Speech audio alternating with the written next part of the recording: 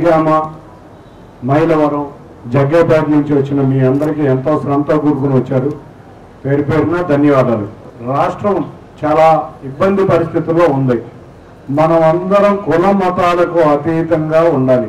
2019లో మనం అందరూ అన్ని వర్గాల ప్రజలు మోసపోయారు. ఒక్క ఛాన్స్ ప్రభుత్వం అని చెప్పి నేను ఉన్నాను, నేను విన్నాను అన్నాడు. మరి ఆయన ఏమున్నాడో ఏమున్నాడో మీ అందరికీ ఈ పాటికి అర్థమయ్యే ఉంటుంది. అంబేద్కర్ గారు రాజ్యాంగం నిజంగా చాలా గొప్ప పని చేశారు. ఆ సమయంలో మరి ఆయన ఎంత సమయం వెచ్చించారో కానీ ఇవాళ ఆ రాజ్యాంగానికి మొత్తం అందరం కట్టుబడి ఉండాల్సిన సమయం. అటువంటి రాజ్యాంగాన్ని లెక్క చేయని వ్యవస్థలను ఈ రాష్ట్ర ప్రభుత్వం ఇప్పుడు స్థాపిస్తబోతుంది. అంతేకాకుండా మీరందరూ ఒక్కటి ఆలోచించండి. అంబేద్కర్ గారు ఏం చెప్పారు? Pay back society. పెద్దలు వాళ్ళు చెప్పింది పే బ్యాక్ సొసైటీ అంటే నువ్వు సంపాదించిన దాంట్లో ఎదుట వాడికి సమాజానికి ఎంతో కొంత ఖర్చు పెట్టు. నిజంగా మరి వాళ్ళు మన రాష్ట్ర ముఖ్యమంత్రి చూస్తే నిజంగా అత్యంత ధనికుడైన ముఖ్యమంత్రి. ఏ రోజైనా ఒక్క చిల్లి గవ్వ తన సొంత ఆస్తుల్లోంచి ఎవరికన్నా ఏదన్నా ఖర్చు పెడుతున్నారా? మీరు ఒక్కసారి ఆలోచించండి.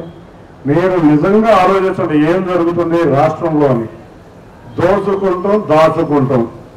ప్రభుత్వ సంక్షేమ పథకాలంటే తెలుగుదేశం పార్టీ అయినా ఇస్తుంది, వైసీపీ వచ్చినా ఇస్తుంది. ఇవాళ వాళ్ళు కొంత ఇస్తే రేపు మనం రాబోయే సమయంలో ఇంకా బ్రహ్మాండంగా ఇవ్వబోతున్నాం. ఇవాళ మొన్న చంద్రబాబు నాయుడు గారు ఒకటే చెప్పారు, ఏ సంక్షేమ పథకం రద్దు అవ్వదు, సంక్షేమ పథకాలు యాజ్ ఇట్ ఈజ్ గా ఉంటాయి. ఒక్కటే వాలంటీర్లకు కూడా ఒకటే చెప్తున్నారు, వాలంటీర్లు మీ వ్యవస్థ రద్దు అవ్వదు. కానీ ఎవరన్నా ఒక పార్టీకి కొమ్ము కాసే వాలంటీర్లు ఉంటే వాళ్ళని మాత్రం సహించం. తప్పకుండా ప్రజలకి, పేద ప్రజలకి న్యాయం చేయండి. వారికి రావాల్సిన సంక్షేమ పథకాలు ఫలాలు అందేటట్టు చేయండి. అంతేగాని పలానా పార్టీకి మీరు ఉంటేనే సంక్షేమ పథకం వస్తుంది, పలానా పార్టీకి ఉండకపోతే రాదు అనే భయాలను తొలగించండి. ఎవరొచ్చినా సంక్షేమ పథకాలు ఆగవు. అంతేకాకుండా తెలుగుదేశం వస్తే దీనికన్నా ఎక్కువ పథకాలు రాబోతున్నాయి. ఒక్కటి గుర్తుంచుకోండి, ఇవాళ మనమందరం మన బిడ్డల భవిష్యత్తు చాలా ఇంపార్టెంట్. ముఖ్యంగా ఎస్సీ సామాజిక వర్గంలో బిడ్డలు చదువుకునే పరిస్థితి నుంచి ఉద్యోగం చేసుకునే పరిస్థితికి వచ్చారు. 4.5 నుంచి 5 సంవత్సరాల్లో ఒక్క ఉద్యోగం రాలా. మీకు ఆలోచించండి, నిజంగా ఉద్యోగాలు వచ్చినాయేమో మీరు నిజంగా ఆలోచించండి. దీంట్లో ఏమి ఆ పార్టీయా ఈ పార్టీ అని ఆలోచించొద్దు. వాళ్ళు నిజంగా ఉద్యోగాలు వచ్చినాయో లేదో ఆలోచించండి. ఇవాళ యువత మత్తు మందులకి బానిస అవుతున్నారు ఖాళీ సమయంలో. అదే ఉద్యోగాలు వచ్చి ఉండుంటే వాళ్ళ పనిలో మనలు ఉండి సంక్షేమంతో పాటు వాళ్ళ కాళ్ళ మీద వాళ్ళు నిలబడాలి. ఇవాళ 2019 నుంచి 2023 వరకు రాష్ట్రం అన్ని విధాలా నష్టపోయింది. రాష్ట్ర ప్రభుత్వం ఒక రీజన్ అయితే కరోనా కూడా ఇంకో రీజన్. ఈ 2 రీజన్ల వల్ల మిగతా రాష్ట్రాలు ఇంకా బాగుపడినాయి కానీ మన రాష్ట్రం ఇంకా బాగుపడాల. కాబట్టి సంక్షేమం కూడా అంతే ఇంపార్టెంట్. కాబట్టి సంక్షేమం అనేది చంద్రబాబు నాయుడు గారు వచ్చిన పోట్లాడి మీ సమస్యల మీద తీసుకొస్తాను. ఇంకొకటి ఆలోచించండి, ఆయన వచ్చిన సమయంలో వచ్చిన ప్రతి క్రిస్టియన్ చర్చికి ప్రతి పాస్టర్కి 5,000 రూపాయలు సహాయం చేస్తున్నాడు. ఎంతమందికి మీలో సహాయం చేస్తున్నాడో ఒక విషయం చెప్పండి. ఇవాళ 1,20,000 పాస్టర్స్ ఉంటే 5,000 మందికి కూడా నెలలా బైత్యం రావట్లేదు. చాలా ఇబ్బంది పరిస్థితుల్లో చర్చిలు కూడా ఉన్నాయి. మీరు చూస్తే చంద్రబాబు నాయుడు గారి సమయంలో కొన్ని గోడలు కట్టాల్సి వస్తే గోడలు కట్టాం. మన ఎస్సీ వార్డులో ముఖ్యంగా నేను చెప్పేది, మన ఎస్సీ కాలనీల్లో సిమెంట్ రోడ్లు ఎవరి సమయంలో పడిందో మీరు అందరూ ఆలోచించుకోండి. సిమెంట్ రోడ్లు 2014 నుంచి 19 సమయంలో పడినాయినా కాదా? అంతేకాకుండా ప్రతి పల్లెలోనూ ఎల్ఈడి లైట్లు, అది కూడా 2014 నుంచి 19 వరకు పడినాయా లేదా? ఒక్క పల్లెలో ఉన్న ఒక తట్టెడు మట్టి ఈ ప్రభుత్వం వేయించగలిగిందా అంటే ఎక్కడా కూడా వేయించడం. నా ఎస్సీలు నా బీసీలు అంటమే సరిపోతుంది. కానీ ఇవాళ ఆ ఇసుక కూడా మీరు ఆలోచిస్తే, మీరు ముఖ్యంగా నందిగామ ప్రాంతంలో ఉండుంటారు, ఇసుక మాఫియా మీరు అర్థం చేసుకోవచ్చు. ఇదివరకు ఎంతో కొంత గ్రామ వ్యవస్థ ఆధీనంలో ఉండేది. ఉచిత ఇసుక వచ్చేది. ఉచిత ఇసుక రాగానే మీ ఇళ్ళకి ఇసుక ఫ్రీగా ఉండేది. ఇవాళ మీ ఇళ్ళకి ఇసుక దొరుకుతుందా చెప్పండి? ఆలోచించండి, మీరు ఆలోచించండి ఏం జరుగుతుందో. ఇవాళ వచ్చి ఇసుక కూడా మీరు కూడా కొనాల్సిన పరిస్థితి ఇసుకకి కూడా వచ్చింది అంటే అది కూడా మీరందరూ కృష్ణా నది ఒడ్డున ఉండే గ్రామాలు. ఈ గ్రామాల్లో కూడా ఇసుక దారుణమైన రేట్లు కొంటున్నారు. సరే, అంతేకాకుండా మీ అందరికీ స్థలాలు ఇచ్చి ఇల్లు కట్టిస్తా అన్నాడు. ఎక్కడన్నా కట్టించాడేమో నాకైతే అర్థం కావట్లేదు, మీకైతే మీకు ఏమైనా అర్థమైందేమో ఆలోచిస్తుంది. ఇటువంటి ఎన్నో దారుణమైన పనులు చేస్తున్న ఈ ప్రభుత్వాన్ని మనందరం కలిసికట్టుగా పంపించండి, ఇంటికి పంపిద్దాం. మీది ఏ సమస్య ఉన్నా ఇక్కడి నుంచి నేను మీ ముందు ఉంటానని పోయినసారి మీకు కలిసిన చెర్లలో కలిసిన రోజు చెప్పాను, ఇవాళ చెప్తున్నాను.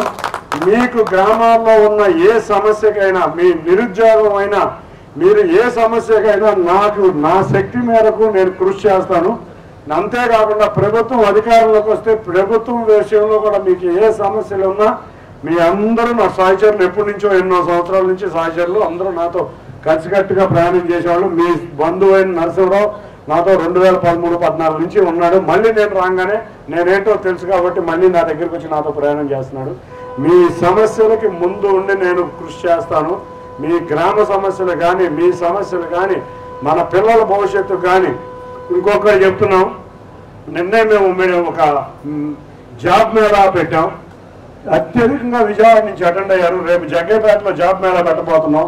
నందిగామ ప్రాంతంలో మీ బిడ్డలు ఎవరైనా ఉన్నా, మీ సోదరులు ఎవరైనా ఉన్నా ఆ జాబ్ మేళాని అటెండ్ అవ్వండి. 22వ తారీఖు జాబ్ మేళా పెట్టబోతున్నాం.